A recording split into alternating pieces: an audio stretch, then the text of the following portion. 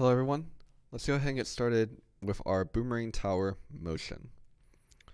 So, we left off in our last video with this code right here, but what we saw is that it just made the boomerang go in this diagonal path without ever disappearing. Let's go ahead and make this a little bit better. In our last video, we also talked about our boomerang kind of having stages, kind of making our boomerang path into a kite shape, with here being a corner, another corner, another corner, another corner, and back to home we go. So let's go ahead and try implementing that in our game. So I'm in the boomerang motion, and I'm going to repeat this for each boomerang object, what I want to check. Well, let's go ahead and add in a condition. I'm going to check for stages. So I'm going to check a variable of my value of an object's variable, and this is going to be the value of maybe boomerang. Okay, and let's go ahead and look at this variable. Well, currently our boomerang doesn't have any variables, so let's go ahead and create one right now. I'm going to call this fire stage. We can also call it firing stage, but I'm just going to call it fire stage for now. Let's give it a default value of 0. Okay. So I'm going to choose that variable that I just created, and if that is equal to 0, well, what's true? Let's go ahead and make 0 when our boomerang is just leaving my tower. Okay, so if it's just leaving my tower, where do I want to go? Well, let's say the enemy is right here. Then I would want my boomerang to go down here, here, here, here. But first, it's at stage 0, firing stage 0. So I want it to go down here. So let's go ahead and try to add an event.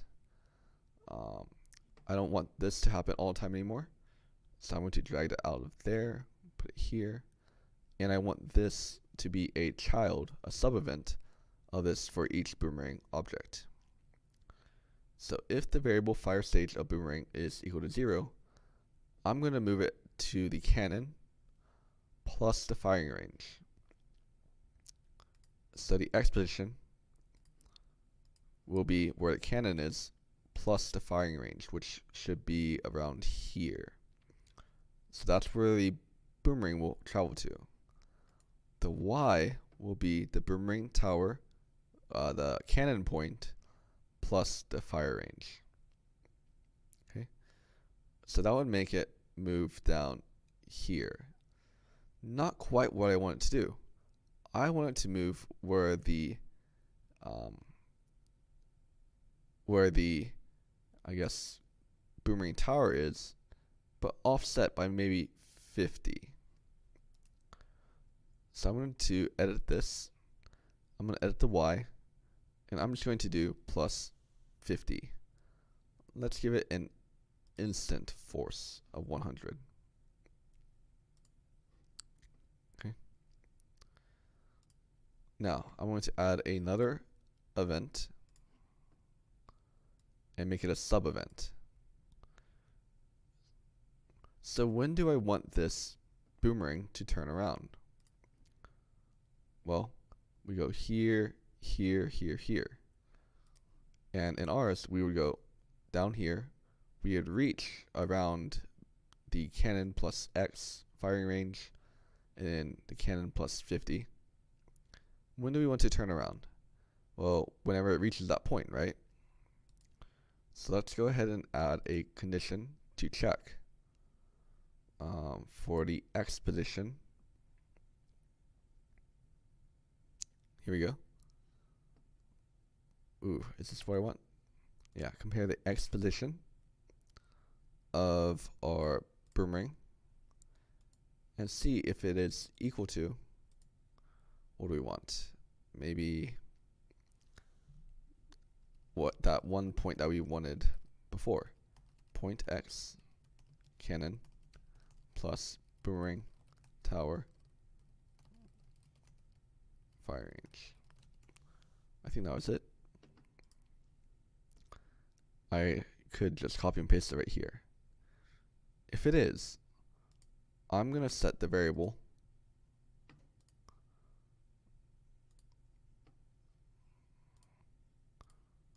fire stage. I'm gonna set it to 1. Alright, so this is going to move on to the next stage. So it's reached this position, and now it should move this way. So how do we code that? Well, I'm going to copy this, and I'm going to paste it.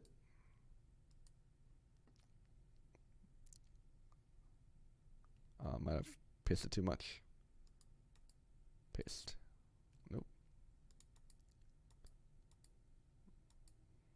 Let's just paste it here. Alright, drag it out.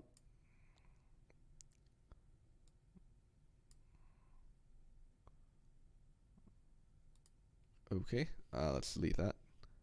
There you go. Let's go ahead and copy that one more time. Paste it. And I think 0, 1, 2, 3. One more. Alright, so now if the variable fire stage of boomerang is equal to 1, what am I going to do? Well, I'm going to move the boomerang from down here to up here. So the y value would just be the cannon y value, and the x value would be a little bit more positive. Let's go ahead and edit that. So maybe plus 50.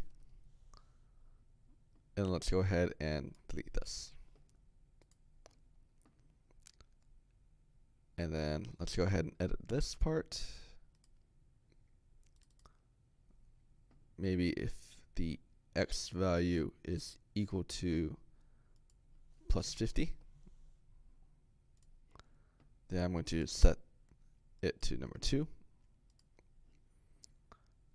And let's go ahead and do this one. If it is at stage 2, if it's at stage 2, that means it's reached here and we want to move back here. So the x value would be the same as before, and the y value would probably be now minus that offset that I added. And the offset was 50 that I added before. So it's going to be minus 50.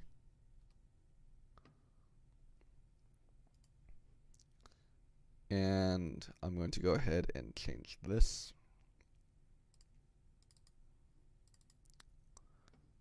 to equal to, yeah, the x value is equal to that. Should be fine. So I'm going to set it at stage 3. And if I'm at stage 3, what I want to do, I want the boomerang to move back to my tower. So I'm just going to change the movement to out of force to move toward an object. I'm going to move the boomerang toward my boomerang tower with an instant force of 100. Okay. And I can delete this. Alright, let's try it out.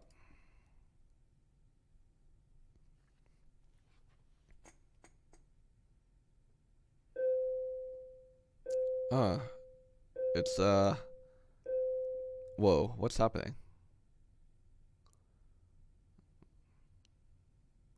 So it's not quite working. And they kind of move, and what exactly is going on? Why aren't they disappearing, or why aren't they changing direction? Well, let's go ahead and try to address the why aren't they changing direction first. If I look here, the x position of boomerang is equal to this value. Now, gdevelop is pretty, exact with its calculations. the x position of boomerang, the origin, must be exactly equal to this in order for it to count this as true. So instead of doing equals, maybe we can do greater than or equal to. And for this one, and maybe we can give it some offset. Maybe instead of exactly this value, maybe minus 25 or so. And again, I'm just playing around with numbers. This isn't exact science right now. And if I'm at stage 1, that means I'm here, ready to move here. How do I know when to stop? Well, when it has reached around here or so. So maybe when it is greater than or equal to maybe just this value. That's why I change it to 2. And if it's equal to 2, that means I'm moving now this way. And maybe I know to change to stage 3 to make it start moving this way when I get past some value. So let's go ahead and change this one. Maybe less than or equal to, when I get past that value because I'm moving left. And maybe let's give it a plus 25. Because in a previous one I gave it a minus 25 because I was coming from the left. This one I'm giving it a plus 25 because I'm coming from the right. Let's go ahead and try that out. Maybe this will work.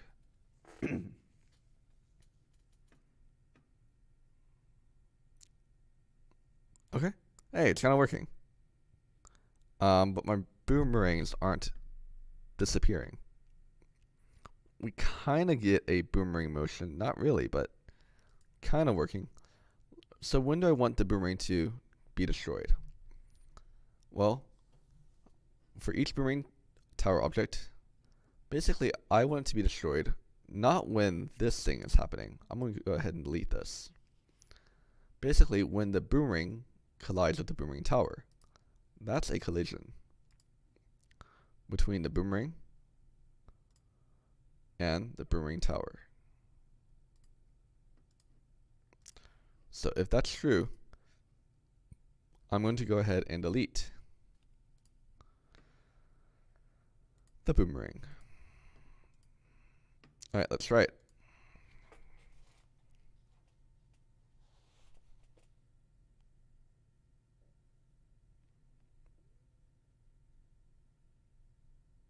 What? Nothing's happening. Let's look at my logic that I just added. Oh, when I create my boomerangs are already touching in collision with my boomerang tower. So as soon as they're being created up there, up here, they're already being destroyed. So I should add some other condition. What other condition could I add to make it so that the boomerangs only are deleted when they're returning?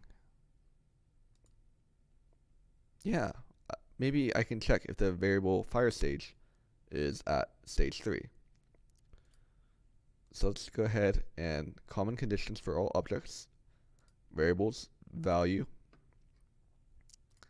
If the value of fire stage is equal to 3, then I delete it.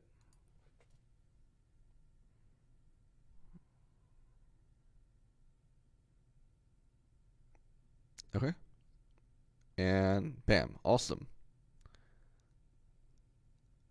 Let's try playing with the numbers a little. Maybe if I change this to plus 100,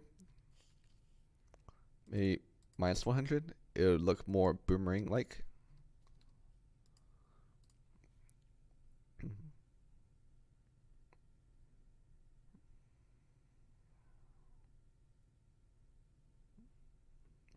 Maybe kind of, not really. And even when the tanks are coming from up there, it's not quite working. Well, what if I go ahead and basically, if the boomerangs are collision with enemy, I don't do anything. So for just for testing purposes, make sure you make a copy of this event now so you can come back to it later. I'm going to go ahead and delete these events. Alright, so nothing happens if the boomerang's in collision with the enemy. And I can also just copy it easily from up here because I already have it for my bullet. And let's go ahead and see.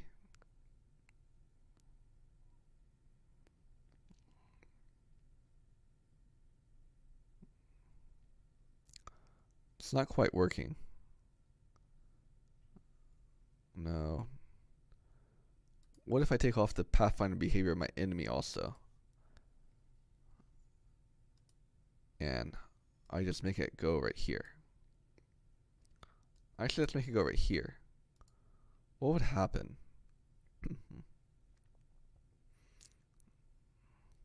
Alright, so I'm angled to it, but it still spawns right here. And if I move it here,